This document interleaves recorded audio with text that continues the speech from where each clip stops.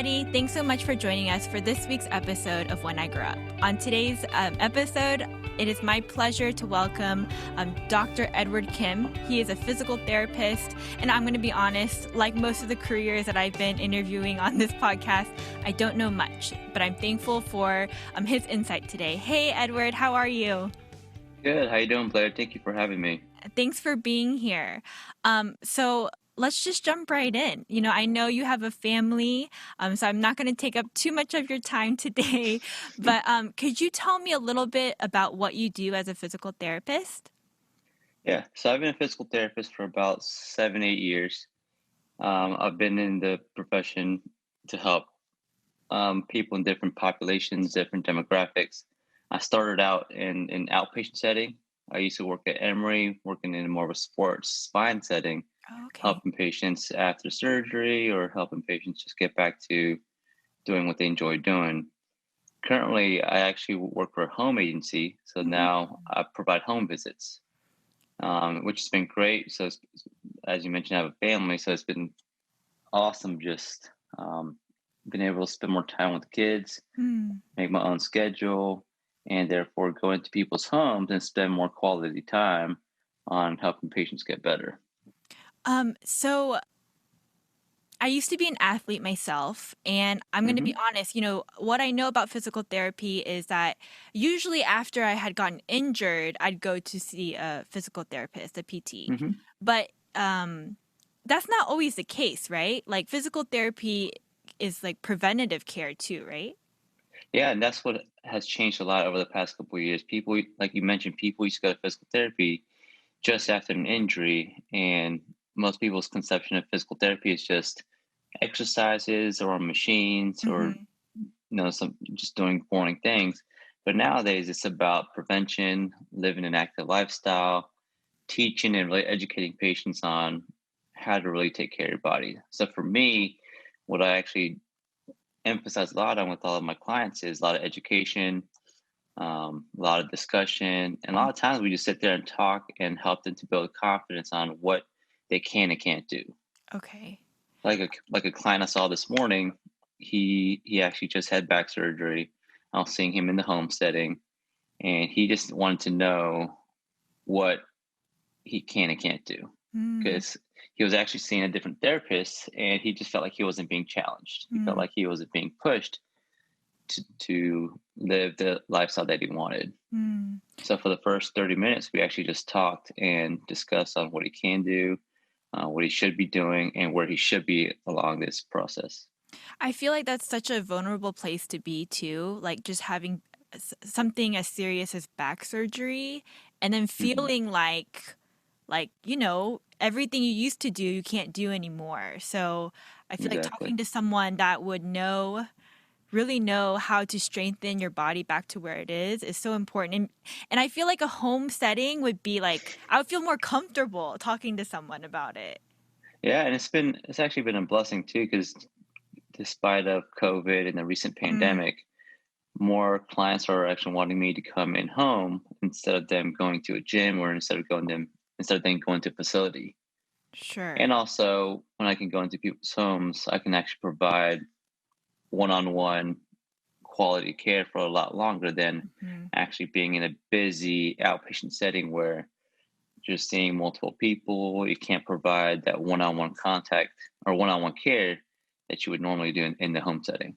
So like what about like equipment and stuff?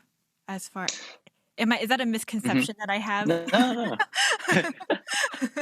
So I think what I've realized is for the past couple of years working as a therapist, for me, I like to keep things simple.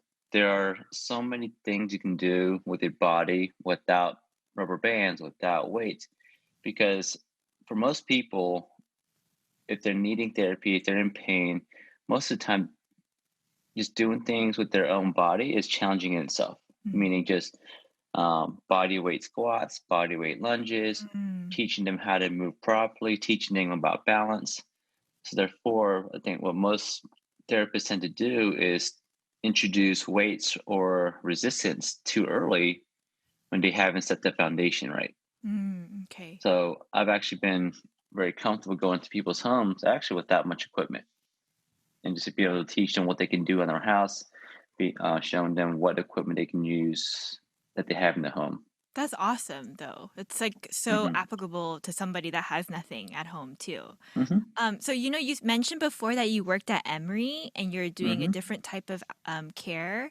Um, was that a lot different than what you're doing right now? Yeah. So when I was at Emory, working in an outpatient setting and working for different practices and even for different doctors, in a typical 8-hour day, I would, on average, see about 24 to 30 people a day. So if you break that down in an 8-hour day, you're spending, let's say, about 15, 20 minutes, so 30 minutes at the most with each client. Yeah, that's not long at all. It's not, and they're, but you're working for a big company and they're trying to, so kind of long story short is more based on quantity over quality. Mm-hmm. Because as a business, they need to be successful. They need to make money. Sure. But then in the home setting, for me, on average, on a full day, I'll see anywhere from about 6 to 8 patients a day. And in that time, you get to spend more time with them individually, I guess, as you Exactly. And mentioned if you, before. for me, I believe that the more quality time you can spend with the patient, the they'll get better quicker. Sure. They'll get back to their prior lifestyle quicker than they were if they were going somewhere else just for 15, 20 minutes. Yeah, that makes sense. Hmm. Makes sense. um, so like I know you've kind of already talked about it a little bit, but could you tell me, maybe walk me through a typical day as a physical Hmm. therapist that goes in home? Yeah. So right now, so I'll wake up, usually get the boys ready, get the kids ready, take care of home. So get breakfast ready for them, um, do whatever I need to do at home, and then because I'm on the road, I'll have all my stuff with me in the car. So usually I'll leave the house around like 8 o'clock, 9 o'clock, get to the first patient's home around 9 or 10, whenever they're scheduled, and then go in there, spend 45, 45 minutes, an hour with the patient, going through with them, different exercises or any hands-on treatment on what their complaint is, on what they're doing, and then just really teaching them on what they can do around the house. And Mm. then I always allot about 15, 20 minutes or 30 minutes of drive time in between the next client. And so therefore, so I'm on the road all day. I'm driving around all day. Um, just for perspective, I bought a new car last April, Uh-huh. and me and my wife were talking about this the other day. I was looking at the mileage of my car. Within a year, I have about 44,000 miles on my car. Oh, wow. So that just kind of tells you, I'm on the road all day, driving between patients, calling patients in between patients while I'm on the road. Mhm. So yeah, just going from house to house, and then so after about 6 to 8 patients a day, I'll come home usually around 4 or 5. Mhm. And the good thing about the home setting is if I had to be home early, I can shift patients around for a different day. If I need to take my boys to a doctor's appointment or take them somewhere else, then I can just shift my schedule around according to that. So it's very flexible, which is nice. That's nice. Um, oh, what was I going to say? What were you talking? Okay, sorry. um, so you were saying that you're driving around to different places and you're going to different patients. Oh, I remember now. I was going to ask you if you Hmm. are you like privately contracted or do you work through a company that does Hmm. this, that finds clients? Yeah. So funny. So actually, right now I work with a home agency. Mm-hmm. Right now the primary population I work with is Medicare, Oh, okay. or more the geriatrics patients that just recently had surgery, just recently came out of the hospital, recently, let's see, just had a fall, had a stroke, have Parkinson's, just mainly or just had a recent fall too, basically trying to get back to on their feet. Then also on the side as well, I'm also working on my own practice to focus on more the higher level clientele. So, Oh. so with my own practice, I'm actually working on going to patients' homes that are just just middle-aged people or young population or even the active population or even some of the athletes that I'll see is basically helping them get back to doing what they want to do in the home setting as well. Mm. So full time, I'm working with an agency, and then on the side, uh, actually just established my own practice to help clients on a higher level or What? higher level clients get back to being better. You have your own practice too? My hmm goodness. I mean, what does that even entail? Like, I'm sure that's so, how do you get your clients? So this is brand new. Actually, not many people. Like, how new? How new? How new is it? So I'll mention the name later. But Okay. I just established a company a couple weeks ago. A couple weeks Established my ago. Yeah. Wow, So congratulations. That's awesome. thank you. So I just established my own LLC, my own company. Just a little backstory. I used to have a partnership with a good friend of mine, and we had a out of network private practice Okay. based out of a gym. Okay. Didn't do much home visits, but even through with them, I saw a couple patients or couple clients and athletes in the home setting because it was more convenient for them. Mm. But right now, my primary focus and my main goal for my practice is to provide in home concierge visits, whether it's in the home setting, office setting, such as corporate office, or even in their own Wow. gym setting. So, That's therefore, brilliant. yeah. So and especially with COVID, that's when I realized there was a demand. I've had patients or old clients, friends, and family reach out to me and say, "Hey, I just got hurt. Can I come see you?" But I tell them I'm on the road. Uh, something I can even offer, something I can do better for you is I can come to you, so that way you don't have to waste time driving to me, waste time Yes. driving back to work or back home. So therefore, you take exactly an hour out of your day. That's awesome. So that's what I've been working on. So how So has the that company, been, the side stuff? it's been good. It's just recently started. I haven't made it live yet. I'm still going through the whole process of website and logo Yes. and getting everything legally done correctly. Mhm. So that way, when I do go live in a couple months, that we're set to go. But right now, like you asked earlier, it's just all word of mouth. Okay. These are friends or family or old clients of mine that I've worked with in the past, and I've been getting a lot of referrals lately from old clients that they refer their friends and their family. Well, that is very exciting. I'm like, I don't wanna get hurt, but if I do, I know I'm gonna call. Yeah, I'll come to you. And I always tell people all I need is about just a little 5 foot space. So enough for because I bring my own table, Mhm. I bring my own equipment. Um, anything that I need, I'll bring in What's a the little bag with table me. for? The table's for any massage or any exercise. Okay. I do a lot of dry needling. I do cupping. I do soft tissue. I do joint work, and therefore I bring my own table so that way, if I need to get you on the table, whether it's laying on your back, laying on your stomach, and working on a specific body part, I can use a table instead of a couch or I instead of a see. bed. That makes sense. hmm Wow. Man, physical therapy has changed a lot since I was in need of one. But, so, okay, we're talking about all this stuff, but what I kind of want to know too, Edward, is hmm how did you even decide to be a physical therapist? Like when did you were like, yeah, this is what I wanted to do? Yeah, I wish I could say it was something I wanted to do ever since I was a little kid, but that would be a lie. um, yeah, it wasn't until late college. That was actually I was trying to figure out what I wanted to do. I Mm. thought I wanted to go the personal training route or the athletic training route. So you've When always been kind of like into sports then?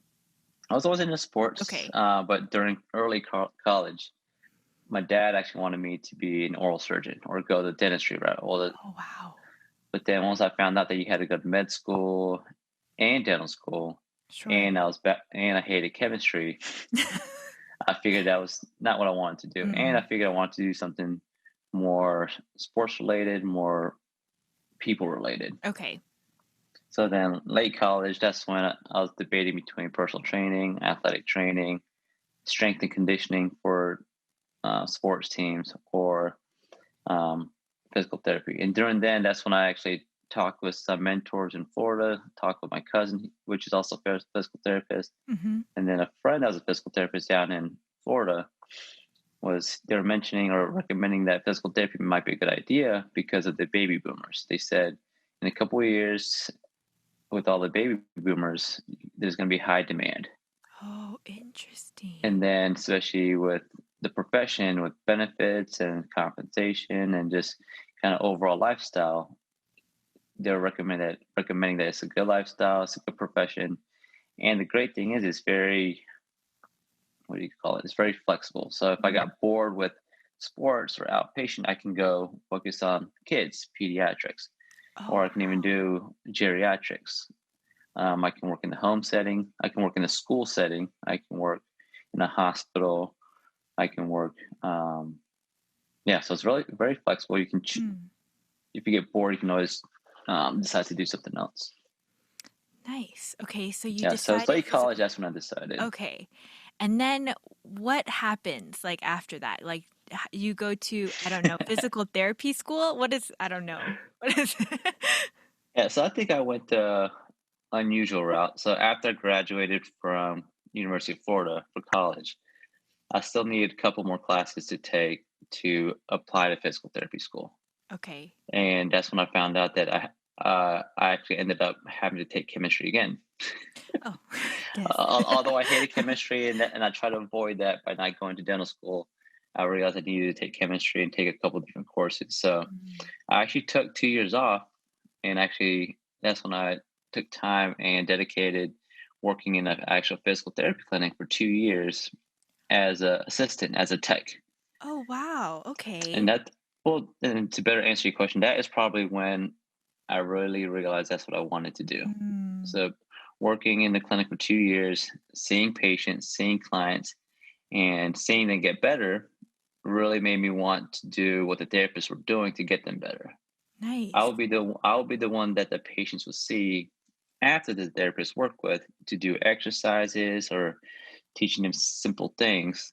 But I always want to be the one to do the hands-on or to evaluate and to figure out what's wrong with the patient to get them Hmm. better. That's So awesome. during those 2 years, I took a couple courses, got my experience, and which I think was which I think was a blessing because a lot of physical therapy schools nowadays, instead of just looking at your GPA or grades or on paper, they like to see volunteer hours. They like to see experience. Mm. They like to see a well-rounded applicant as opposed to someone just coming out of school.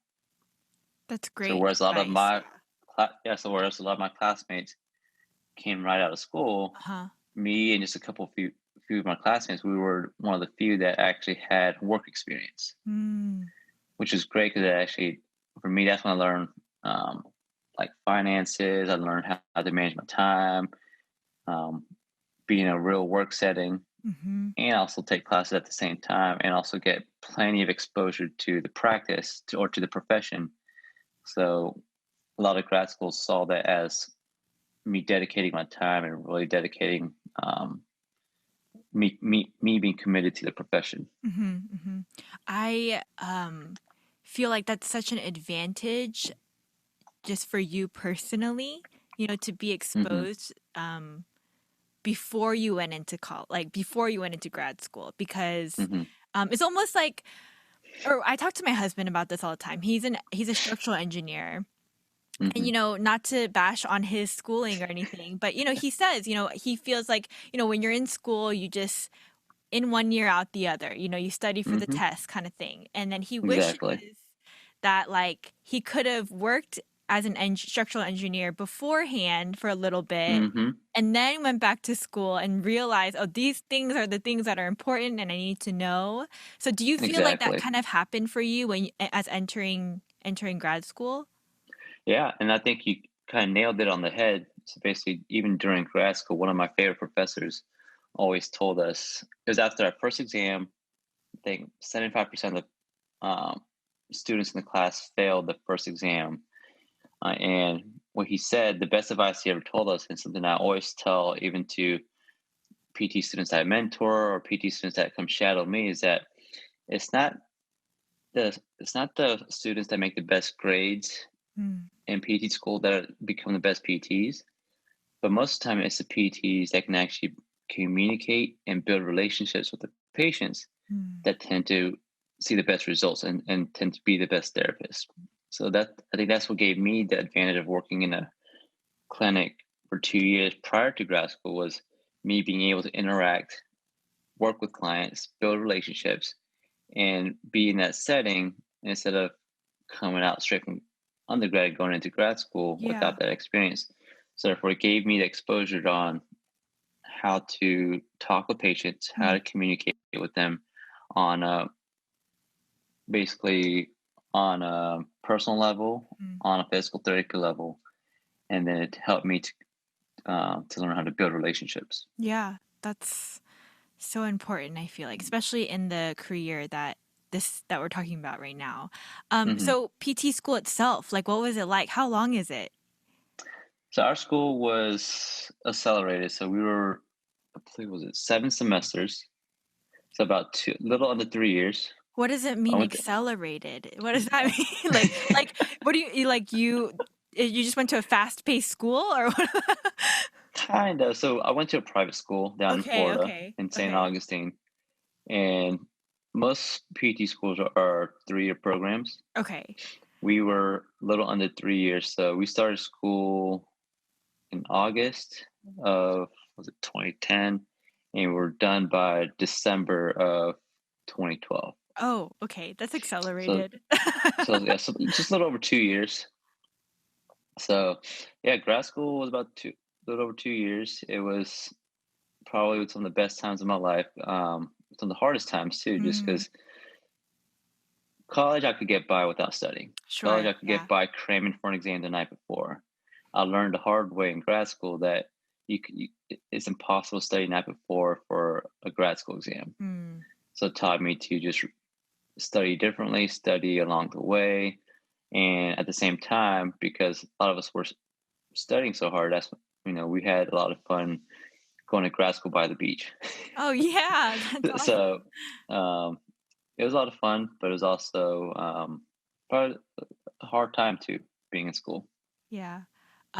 So after you graduate school, grad Hmm. school, um, is there a licensing test or a certification after that? I'm Hmm. assuming. Yeah, so after you graduate from your university, there's a national board exam that you take, Okay. and it's just another standardized, basically the last standardized testing that you have to take before start working in the real world, Okay. and it basically covers every material basically you've learned in grad school. Is Stuff it pretty that, challenging? yeah, it's a tough exam. I'm not sure what the pass rate is, but and it covers a lot of things that a lot of us will say that we will never use again. And they go over a lot of things that may have been addressed a couple times during grad school. Okay. So it's just another standardized testing to make sure that a lot of the students are ready to be a therapist in the setting. But it also, I don't believe what score you get determines on how good of a therapist you'll be. Yeah, sure. I agree with that too. I feel like my dad always jokes that, if you It's like the graduate SATs. med school with a C average, they still call you doctor. But Exactly. like, but And so also, like when uh, you, oh, go ahead. no, it's okay. Go ahead. No, no.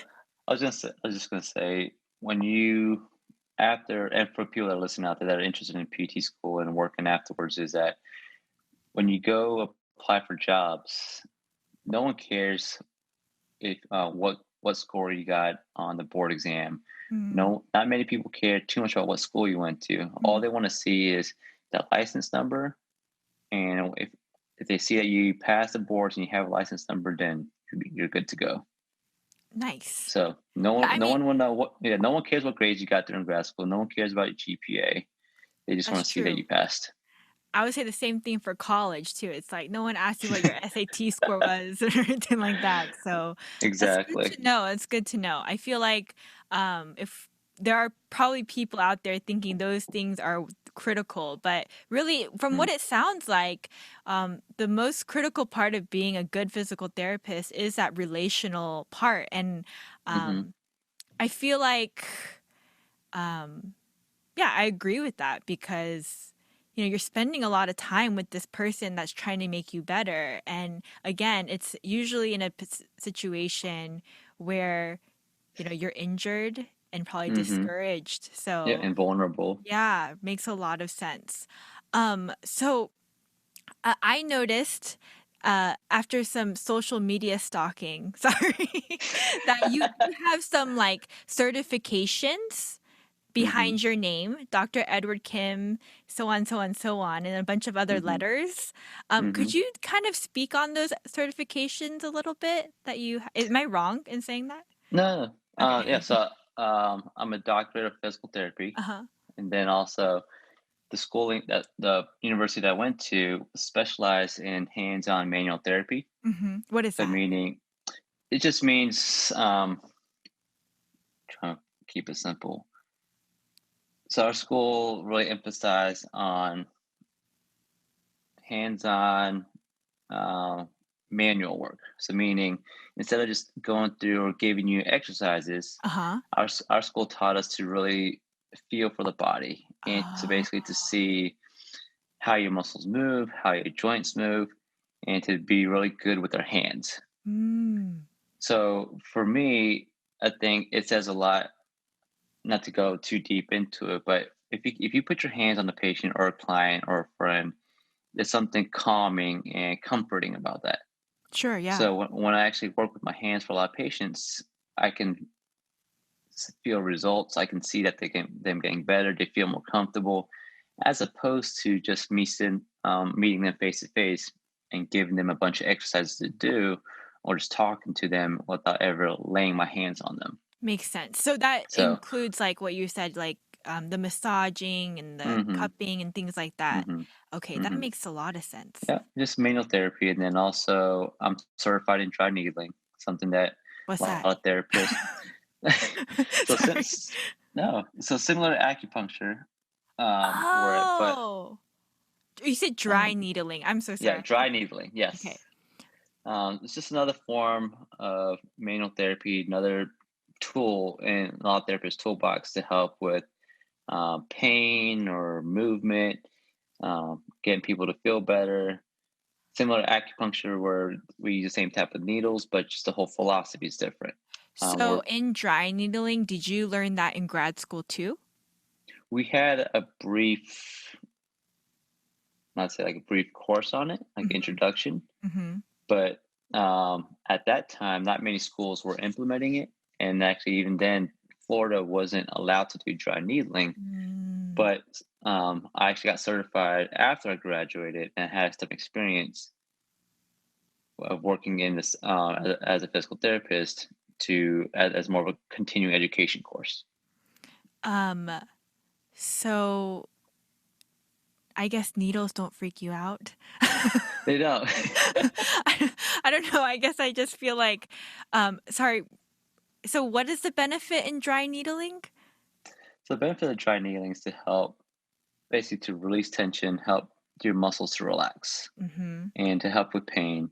I won't go too deep into the science of it, but it's another technique that we can do, just like massage, just like soft tissue work, to actually target the deeper muscles for it to relax and for it to feel better. Oh, so you have a lot of tools in your bag. That's good. Yeah, That's awesome. yeah, and they're patients of mine, clients of mine that actually seek me out specifically just for that, Okay. to help them because they've seen benefits from it, they've seen good results from it, and also from word of mouth, they've heard from their friends or other colleagues, or even their doctors, there's physicians, chiropractors, and other therapists that are using the dry needling as one of their tools. Nice. That's pretty. I'm like interested now. So, okay, just a quick. I'll have to come by and show you a demo. Yeah, please. Because okay, so just a quick backstory. I used to be a figure skater. I grew up as a competitive figure Mm, skater. So mm-hmm, there's a lot of just trauma to my body mm-hmm. um, for doing it for 15 years, Yeah. slamming my body against the ice. Oh And man. then the PT that I was referring to is I actually tore two ligaments in my ankle. And Oh. so Mm-hmm. recovery after that was really tough. And it actually took me away from the sport permanently. It wasn't the only reason, but it was a huge reason just because it was my ankle was never the same again. Mm-hmm. Um, I was only like 16, 17 when it happened. But anyways, all that to say, the dry needling and everything you're saying, I'm like, because I still experience pain in my back, and I'm like, oh, interesting. Like, can I like, but Yeah, um, I'll definitely have to come by and take a look at no, your back and your ankle and no. everything. I'm Yeah, getting like a free definitely. consultation during this podcast. Oh, of course. Um, but anyways, so you were saying, do you have any other certifications that? And then another one that I'm specialized in is for golf. So I'm a certified medical professional for Titleist Performance Institute. Wow. So my passion over the past couple of years has been golf, Mm, and my primary niche or demographic population that I ideally want to work with is mainly golfers. mm, Uh, my wife played a little bit. My wife grew up playing golf, and that's something that we enjoyed before we had kids. We would go out play golf 3 or 4 times a week together.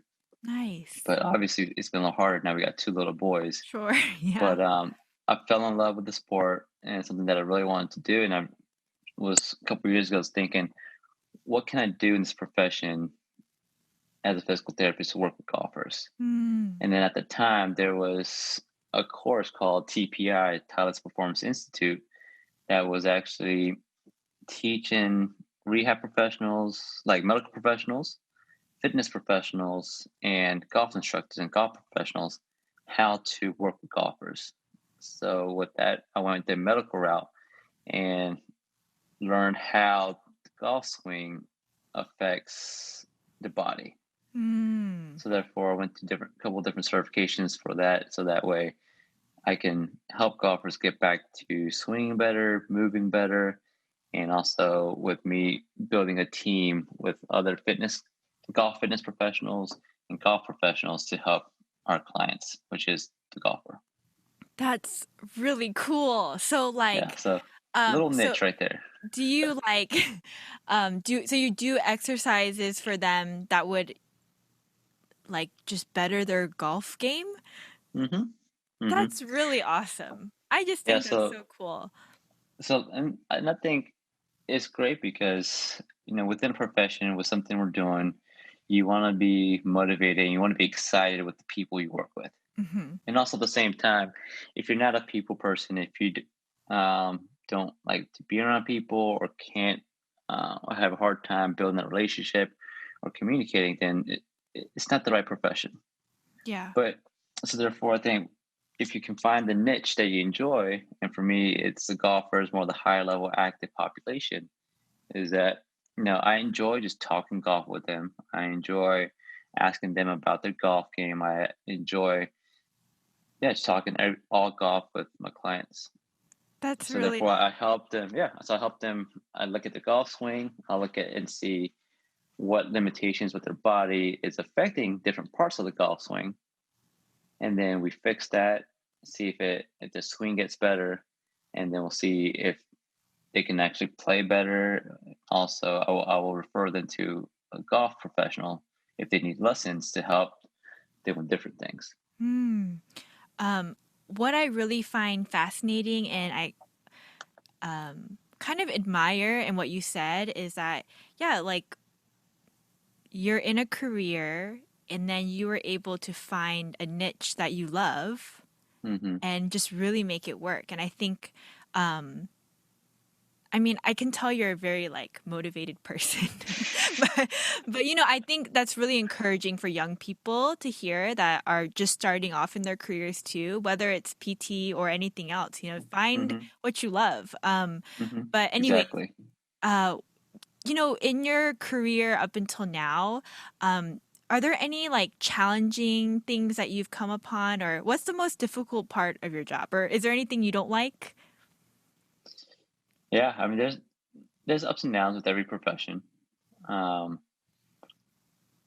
so before I started my own practice, what I did not enjoy, was the insurance side of it. Mm, Um, Working in a setting where insurance dictated how many visits a patient can be seen.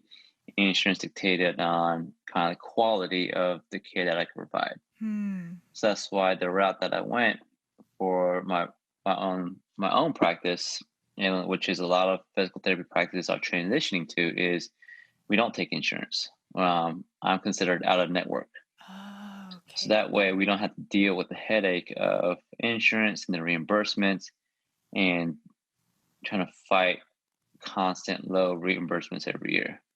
So therefore, we're not dictated by the insurance, but we can just focus on providing good quality care Mm, with our patients without any barriers.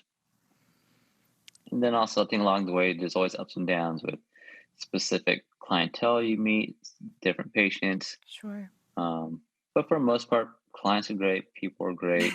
They they appreciate they appreciate the help. They appreciate me coming out to work with them and spending time with them, so that they can get back to golf or running or working out, or simple, just a lot of new moms, being able to hold their kids or play with the kids. And Yeah. the funny thing is, that's actually a lot of new dads that have reached out to me is, they're having a lot of back pain and hip pain because they're constantly bending over, constantly picking their kids up, and just teaching them how to do specific things so that they can be healthy to play with their kids. Mm. Wow, I never even would have thought of that. Moms, I'm like, Yeah. yes, but dad.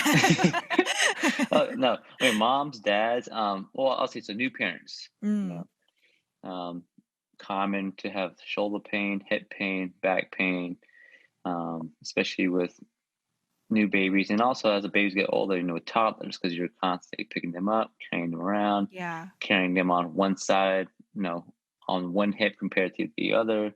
Wait, so like you So give them exercises to strengthen their body for these types of like day-to-day activities that they're doing, yeah, like picking up their kids and stuff? yeah, it can be exercises, it can be technique, it can be just teaching them on how to lift things properly, or educating them on what to do and what not to do. But then it's also depending on how they're presenting, what their impairments are. With the manual therapy, with the hands on, I can help them to kind of correct some impairments on, like, I guess, whatever they have trouble with, and then reinforcing that with either exercise or good technique or a good discussion on what they should or what should not do. So like the patient is you're expecting the patient to do these things at home though, in order for them to get better, right? Yes. Okay. So that's it. So that's their homework. Okay. And if my wife listens to this, it'd be funny because I gave her. So she's at her desk a lot, Mm, working the corporate field. She has neck pain, headaches, shoulder pain, and she always comes to me and asks me to help her. So I work on her neck. I do some dry needling. I do some massage, and I gave her homework to do. I gave her some exercises to do, uh-huh. but she never does them. Right. Because she always says, "I have you. Why do I need to Right. do exercise when I when, I when I would can say the just come to same you?" thing. So she's always saying, she's always telling me that she always has me to help her. But yeah, with the patients, I tell them, homework is important. Making Mm, sure you keep up with the things to do for home, so that way I'm not coming out each time doing the same thing over and over. But right. we're really helping you to progress and reach goals and to do new things. Nice. Yeah. I also used to be a coach, so I'm like, I can only tell you one Yeah. thing. So If you don't do it, then yep. but So so uh you understand that yeah, kind of yeah. coaching aspect of it. Yeah.